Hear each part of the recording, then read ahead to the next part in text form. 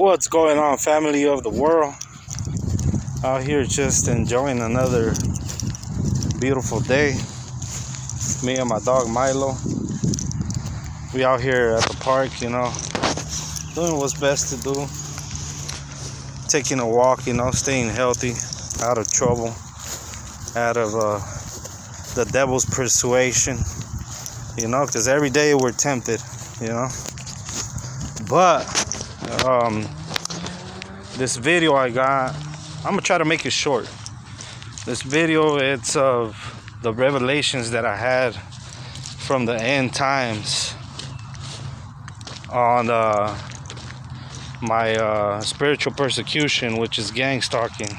Most of y'all already know what it is, But when you start waking up from the matrix, pretty much you're demonized. You're possessed, right? Since you carry them demons, they pour it in you, so they know when you start to wake up. So they automatically go and talk to Satan and pretty much Satan lists all his satanic warriors against you to gang stalk you and spiritual persecute you, and that's how they find out how you're waking up, how is it that you woke, a demon goes and transacts information of you to the dark world. But after they go and do all the information, they start gang stalking you, whatever, blah blah blah, right? So they come and attack you spiritually, physically, and mentally, right? But how they attacked me the most was spiritually and physically. Not so much physically, because I already knew. I had like a sensation of what I was already starting to find out, this is a game somebody's playing on me, this is more than the game, this right here shouldn't even be done to anybody. But since I knew what was going on already, they started targeting me mentally, right? And that's during my sleep. When I'm sleeping, they'll get me with demonic dreams of the end times. They'll I don't know how it really happened, but since God controls dark and the light, they were telling me in my dreams that something was gonna go on, right? I didn't really know what was going on till I started connecting puzzles half a year later, when it was like 2-3 months later when the COVID thing started, right? The whole pandemic virus started. So that's when I started connecting puzzles of my dreams that I had on the end times, right? I just thought, I just thought they were like evil dreams, and I didn't really think that God was trying to connect with me in that type of a way, right? So I had a dream. One of the dreams was that so they use people, like in your dreams, they use people that since those people are demoned out, demonic, right? Because they're lost in the world. They could use those people as a dream, and and attack you in your sleep, right? At first they come up to you, and like, since you know them, you're really friendly to them, right? You're like connected to the people, so they'll be like, oh, hey, how are you, you know, where's my hug, can I get a hug? This was a female, Jezebel, but it's someone that I knew, right? I'm not gonna say much, but she's like, this is my friend, his name's woo woo woo, right? It was like a midget, short dude, like, not even, he was probably like 4'10" or 5.0, like exactly 5 height. And then I give him my hand, and when I give him my hand, he grabbed it so tight, and he pulled out a syringe, and he stabbed me with the syringe on my arm. Like, it was so like, and I've seen it like go in right on the vein, and he pushed the liquid in the vein. And after then, he started laughing, like it was an evil laugh. At first, it was like he was like an angel or something. He was cool, whatever. Somebody you think is cool, and then they'll stab you in the back, and you didn't even know they were your friends the whole entire decade. So he started laughing so evil, and he said, I got you, ha ha, you know, started laughing so evil. And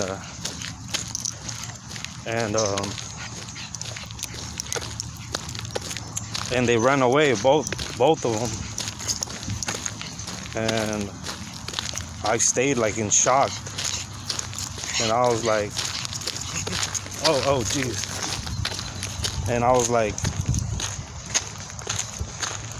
what is going on, right? So that's when I started feeling like a bit sick about myself, like, and I started like feeling like really bad, like the poison went like all through my veins. And then I started following them towards the car they were leaving on, right? And they couldn't start the car. They were struggling starting the car. And by the time I got near to the car turned on. All right, the car turned on, and they laughed and they left like fast. They burned tires and they left fast. And I just remember starting to, like, my body starting to get swelled up. My right cheek got swollen really bad. Like, pretty much they were trying to say that the vaccine or the vaccination, because it was a syringe, the vaccination it's dangerous.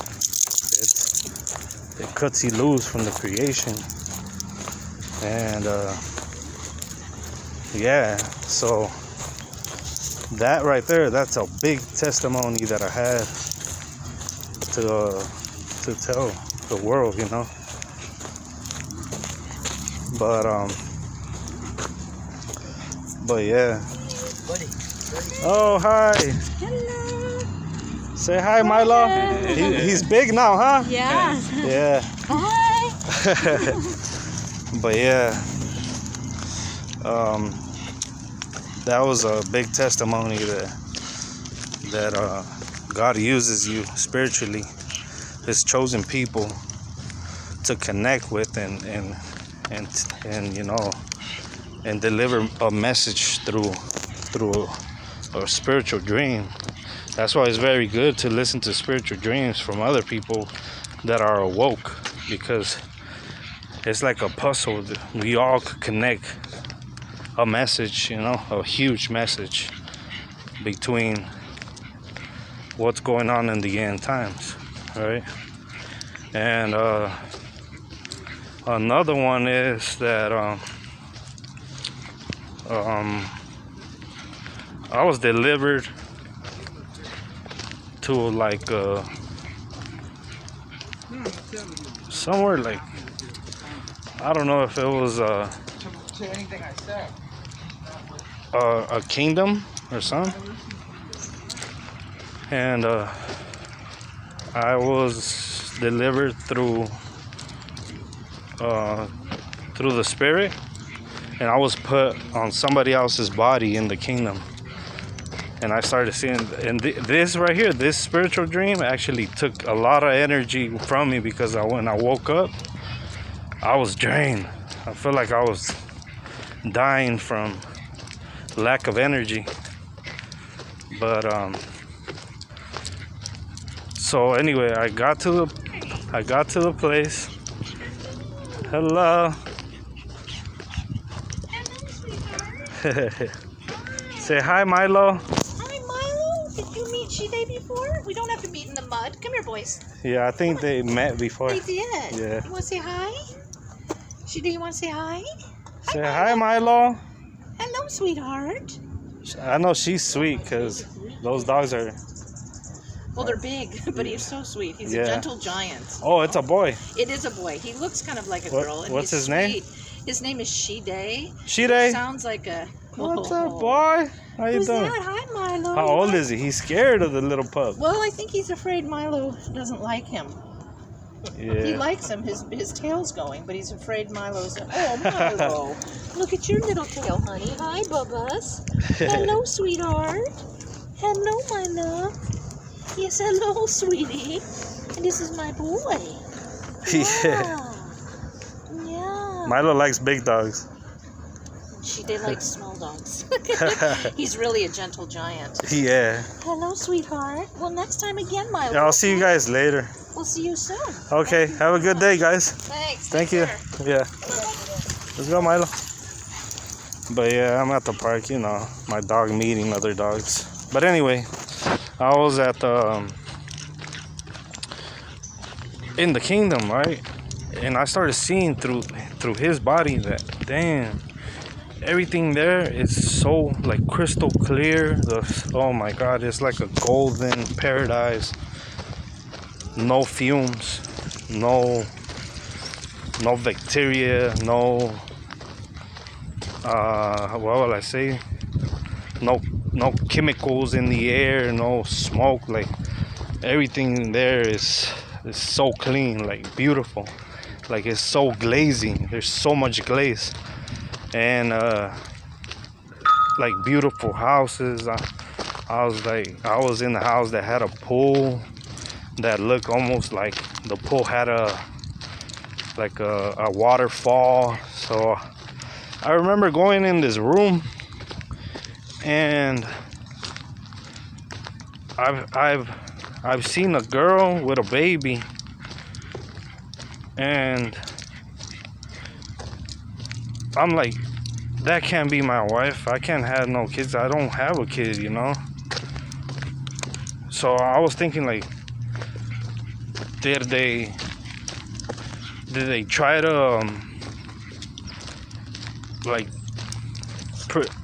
put me on my own future's prediction or something? But because God knows your future, believe me, He knows where you're gonna be. He knows what you're gonna go through. He knows everything, and He knows your future pretty much. That I'll tell you, he could rewind, and He could unwind the story of your life wherever He's at. Wherever He's at, He rewinds your tape. Oh, trust me. And He could forward it to when you man, trust me. So I'm like, that can't be my baby, right? And that can't be my wife, because I know I don't have a wife, right? So as I get near them and try to lay down right next to my baby and my wife, I woke up. I woke up from the dream. And that's what I'm telling you. I woke up sweating. I woke up like drained from energy. So that's when I tell you, like, this dream was big. If it took energy from me, because no other dream like that, or no other dream drags energy from me like that, you know, in that way. So this dream could have been something like really, really hard predictable, you know, because I'm telling you, I was like scared. I'm like, damn, what happened, you know, like, you know, coming back to my body was like another spiritual awakening, you know, because I be having spiritual awakenings every here and then, you know, like I wake up after I woke up once, God keeps waking me up and you know, sending me messages all the time. So when I see something that's not right in community, things like that, I start predicting it and waking up again, you know, like that's when I wake up. That's when you have like different levels of waking up, a spiritual awakening. You have a bunch of levels, but that's what happens. So yeah, pretty much I was telling my dad that same day that I left the body, and when I came back, I was spiritually scared because I thought I was gonna leave. Like I thought I was transferred to a new body, you know, because I've heard a lot of that too. Like you get transferred to a new body of no sin, and you know, like a saint body, a sanctified body. But I was like, no, this can't be happening, you know. I can't leave my body, my true body here for dead, you know, because that's what was gonna happen. My old body was gonna stay there dead in the couch sleeping. So I was sleeping in the couch. Well, it's a futon, but yeah. So that's one of the dreams I had there. And another of the dreams was I was like in over here in California, somewhere in Garden Grove. The streets kind of look the same, but not actually, not so the same. But I was walking towards a friend's house, somebody that I knew that I don't even know, right? So I go there, and it looks like it's this big dude, right? Like, no, wait a minute. No, I didn't know these people. But in the dream I did, right? So, like, if we known each other for years. And when I walked in the neighborhood, I think I had something told me, you have a job site here. So I went in the back, trying to predict that how work was gonna be done, how we were gonna finish the job. Out of the sudden, these people outside the house, it was like, it was demons. To me, it was demons. And Satan was there too. They started telling me stuff like what they say? He said, this motherfucker right here, he's a demon. He's supposed to be a demon. That's because they didn't give me to they didn't win my soul. He didn't win my soul. So he's pissed. He was pissed off. He's still pissed off. So he's a demon. He's supposed to be a demon. I swear I'ma kill him. I'ma kill him. And he started cussing at me. Fuck this and this. Fucking, we're gonna kill her.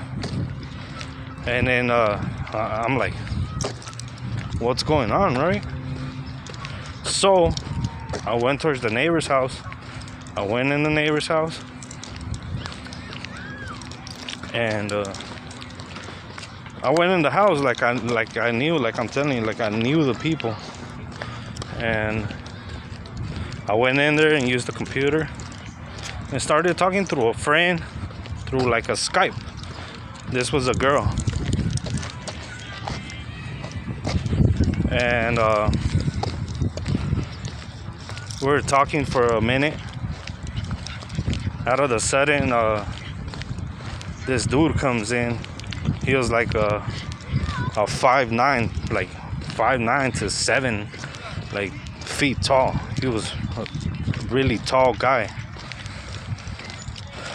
He came in and he's like, "What's up, dude? What's going on?" Nothing. Just the neighbors over there trying to target me, telling me stuff and screaming at me. You know, in the gym, I didn't know what it was, but when I woke up, I knew that I was being targeted. But he's like, "Let me see the computer." So he took over the computer and started talking to the girl I was talking to in the Skype. And I was like, okay, you know, like, so I left. I went outside.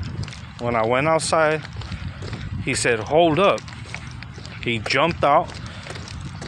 Behind the house, it was a beach. It was a shore with sand. He jumped off. He ran towards the beach. He literally ran like so fast that I was like impressed. He swam in the beach like if he was God, dude, like he was Jesus with long hair. Went in the beach and he grabbed 3 what are those? The seals? I mean, yeah, 3 seals. And he brought them back to me. Hello. And he looks at me and says, he just pointed like with his eyes and looks at the seals and looks at me. He said, looks at the seals. I guess he wanted me to eat them, but I didn't fall for it because I didn't eat them. I know if it's eating the seal, I think I mean, some type of fish you could eat, but eating the seal, I don't think you could eat a seal.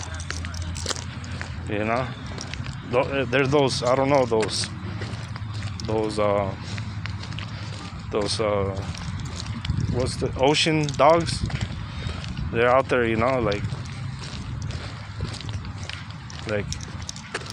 they're out there everywhere in the sea. But I was like, no. I'm not gonna eat that. So I turned around and left. And I left because the neighbor was persecuting me too, which was Satan, you know, telling me that I was a demon and stuff like that. So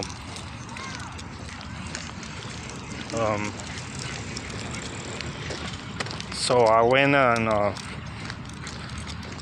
in the house trying to get away. I wasn't looking back. I thought they were following me, but I wasn't looking back. That's like showing them that you're not scared. And all of a sudden I woke up You know, I woke up. And I don't know what that dream tried to tell me, but I know that dream had to tell me a lot. You know, I could relate now, you know, towards eating foods that you don't supposed to, things like that, and the targeting and all that. But yeah, it's all a big trial out here, you know. Some of us suffer persecution because we're chosen, you know. Some of us go through hell in life, but at the end of the tunnel, there's gold. You know, there's something waiting for us, for all the pain that we've been through, all the suffering we've been through. There's something waiting for us. But tymes, keep it up. Don't let down. Don't give up. You know. Soon the storm will be over. You know. But this time it seemed like the storm came and never left. But anything that starts should always end. There's always should be an end, especially when it's something evil. There's gotta be an end for that, you know. Like I said, we're all born in the world of sin, and at one point of our lives, we are not saints, you know. But there's a point in our lives where we all wake up and we're not part of the matrix anymore, you know. God removes the lies from our eyes. He takes the blindfold from our eyes that allows us to see, and that's the best gift God could do for anybody in the world, allowing us to see that this matriotic world that we live in is all a fantasy, that your life through awakening is a way better life.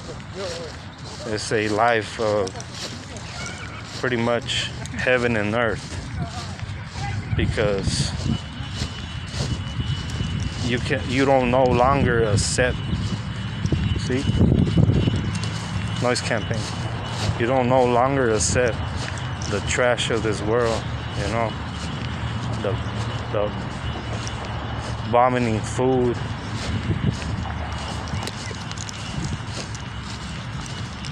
the things you ain't supposed to eat. You no longer accept it, you know, like the body can't take it, and if you do eat it, you probably throw it up or get sick, you know. So even the body is involved, not only the brain, the body is involved in the awakening, you know. Life ain't the same no more.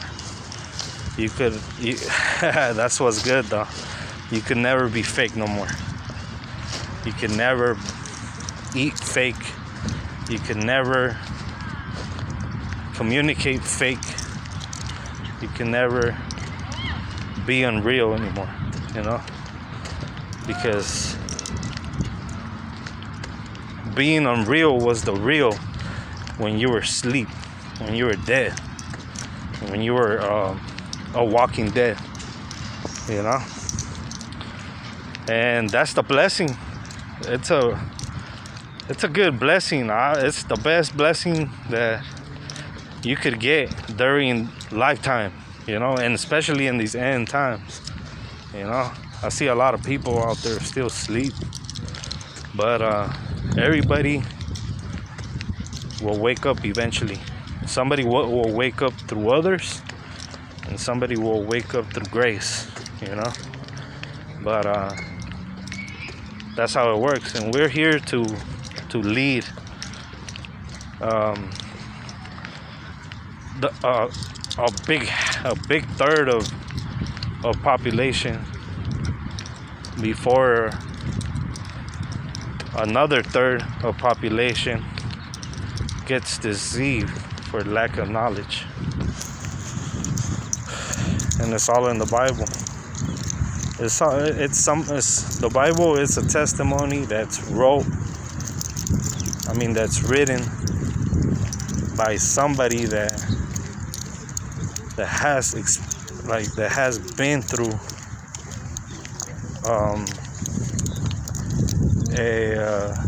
a previously and timing, you know. And it's a blessing, you know. I can't tell you Jesus wrote the Bible, you know.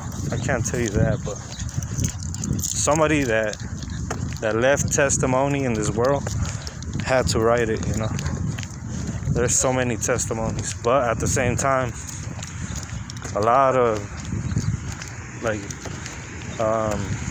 the New Testament are very watered down by